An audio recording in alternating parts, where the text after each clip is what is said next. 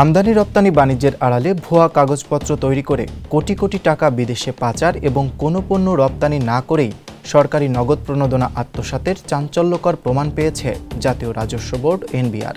তদন্তে উঠে এসেছে অন্তত ১৪টি প্রতিষ্ঠান দীর্ঘদিন ধরে জালিয়াতির মাধ্যমে অর্থ পাচার, ভুয়া রপ্তানি এবং রাজস্ব ফাঁকির মতো গুরুতর অপরাধে জড়িত। প্রাথমিক প্রমাণ পাওয়ার পর প্রতিষ্ঠানগুলোর বিরুদ্ধে মানি লন্ডারিং আইনের মামলার অনুমোদন দিয়েছে এনবিআর।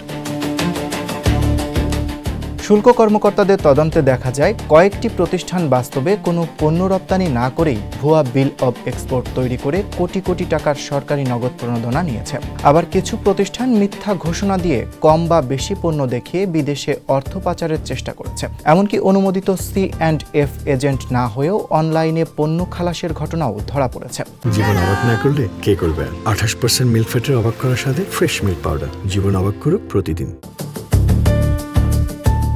সবচেয়ে বড় অনিয়মের মধ্যে রয়েছে দো এমপেক্স লিমিটেড। 2019 থেকে 2021 সালের মধ্যে 45টি বিল অব এক্সপোর্টের মধ্যে 30টির ক্ষেত্রে ভুয়া নথির ব্যবহার করে প্রতিষ্ঠানটি প্রায় 3,45 লাখ টাকা সরকারি প্রণোদনা নিয়েছে বলে অভিযোগ রয়েছে।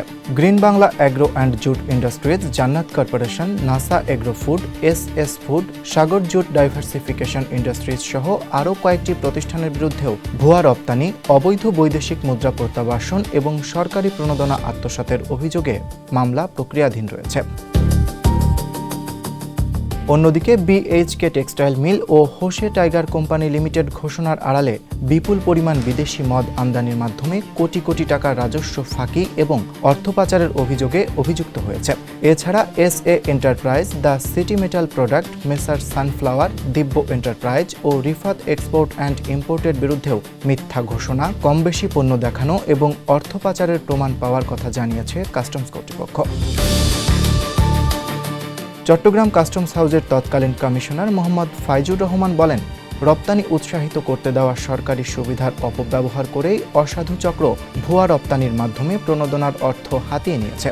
এতে অনিয়ম ঠেকাতে রপ্তানিবাহী কন্টেইনার অফ ডক থেকে বের হওয়ার পরই বিল অব এক্সপোর্ট গ্রিন করার নতুন নির্দেশনা জারি করা হয়েছে। এনবিআরের আশা, এতে ভুয়া রপ্তানি, অর্থ পাচার এবং সরকারি প্রণোদনা আত্মসাতের সুযোগ উল্লেখযোগ্যভাবে কমে আসবে।